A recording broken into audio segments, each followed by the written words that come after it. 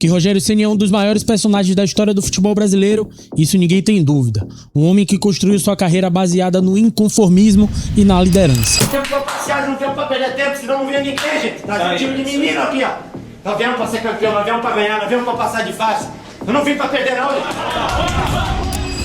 Então me responda uma coisa. Por que será que Rogério Ceni aceitou se tornar um porta-voz passivo no projeto do Sport Clube Bahia? Por que um treinador desse tamanho assiste de braços cruzados a um planejamento frio e lento sem bater na mesa? Hoje vamos analisar o que está acontecendo nos bastidores dessa relação entre Ceni e Grupo City e como a passividade do treinador pode jogar um balde de água fria na ambição da torcida do Bahia, que não quer saber apenas de projeto, quer voltar a levantar taças. O objetivo é fazer o Bahia campeão. O compromisso é esse. O meu compromisso, o compromisso do grupo e de todos é fazer o Bahia campeão.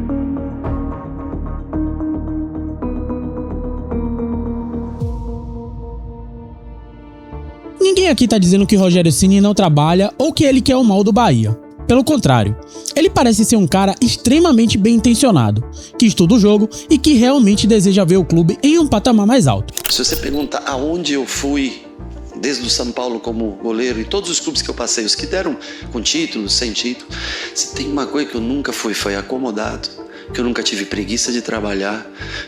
Muito pelo contrário do que as pessoas pensam, eu gosto muito de estar aqui. Eu gosto muito do Bahia. Mas o futebol de alto nível não vive só de boas intenções, vive de capacidade de mobilização. E o que estamos vendo no Bahia atual é um treinador que perdeu a capacidade de inflamar. Ele não consegue mobilizar o elenco nos momentos de crise e o pior, ele parece não ter força política para mobilizar a diretoria da SAF. O Grupo City parece que compra o discurso dele até certo ponto, na base da cortesia profissional. Mas Ceni não consegue ir além. Se você tem a história que tem, o tamanho que tem no cenário nacional, e mesmo assim não consegue ter respaldo para exigir mudanças drásticas, o problema não é só do projeto. A limitação também é dele. E não sou só eu que estou percebendo essa falta de posição de Rogério Ceni nos bastidores. Coletiva, ao longo da temporada, o técnico Rogério Ceni fez uma avaliação de movimentação do mercado do Bahia. Ele falou o seguinte, alguns jogadores chegaram, outros saíram. Foi investido bastante para 2024, quando se montou o meio-campo. Esse ano o investimento foi mais contido, porque o clube tem que caminhar com as próprias pernas, dentro do faturamento do clube. Tem que estar adequado a essa realidade. Então Rogério Ceni, com palavras rebuscadas, com palavras bonitas, dizendo o seguinte: a gente só comprou aquilo que a gente poderia comprar.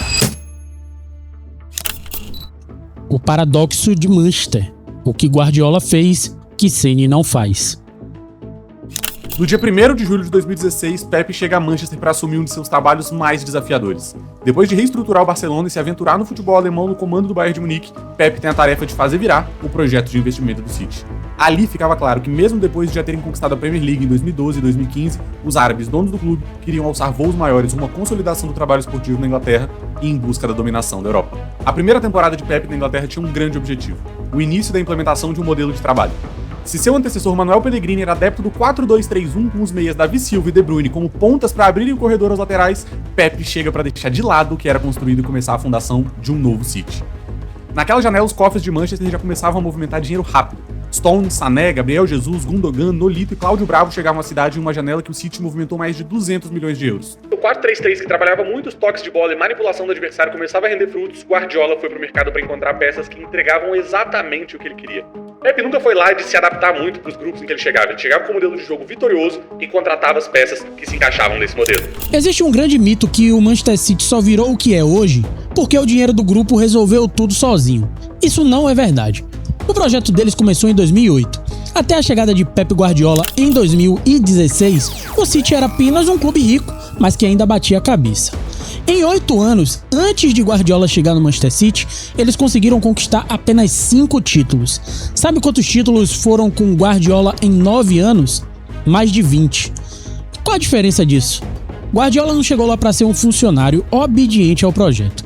Ele chegou e impôs sua visão de futebol, exigiu reformulação do elenco, bateu na mesa com a diretoria e moldou o clube à sua imagem e semelhança. Ele exerceu o peso da sua história.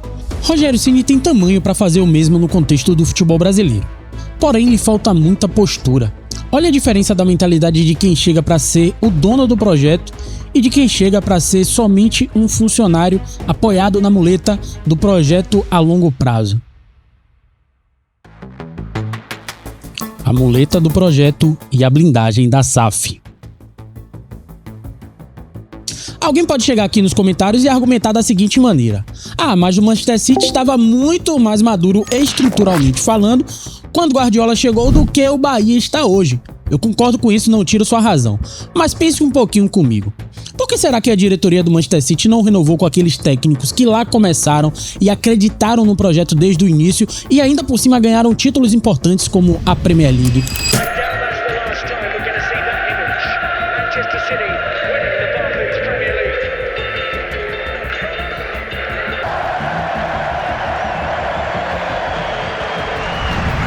Porque eles sabiam, meu amigo, que precisavam de um modelo de jogo vencedor e de uma mentalidade implacável para romper a barreira da mediocridade. Parece que Rogério Ceni está aceitando apenas ser uma peça de tabuleiro nesse projeto do Bahia. Porque assim, investimento existe, o elenco do Bahia é caro.